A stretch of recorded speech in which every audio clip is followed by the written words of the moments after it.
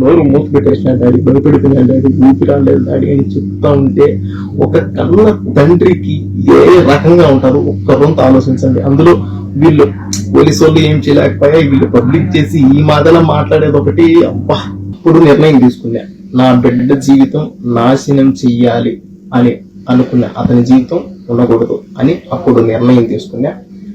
ఎవరికి తెలియదు నేను ఇండియాకు వస్తా ఉన్నట్టు, ఎవరికి తెలియదు. మా కోయటతో మాట్లాడుకొని ఒక 4 రోజులు సెలవు కావాలని చెప్పి పాస్పోర్ట్ తీసుకొని 2 టికెట్లు నేనే కొనుక్కొని మా భార్యకి కూడా నేను ఎడార్లే జాకూర్కి వెళ్తున్నాను అని చెప్పి నేను వచ్చిన, ఇండియాకు వచ్చిన. కువైట్ నుంచి ఇండియాకు వచ్చి నేను చేసే పని అతన్ని నేను చేసి తర్వాత మళ్ళీ నేను కువైట్కి వచ్చిన. మొత్తం అంతా పూర్తి బాధ్యత నాదే, నేనే చేసిన. ఈ హత్య కుమార్తెపై తండ్రి ప్రేమను తెలపడంతో పాటు వ్యవస్థలో లోపాలుంటే ఏం జరుగుతుందో తెలియపరుస్తోందని పలువురు అభిప్రాయం వ్యక్తం చేస్తున్నారు.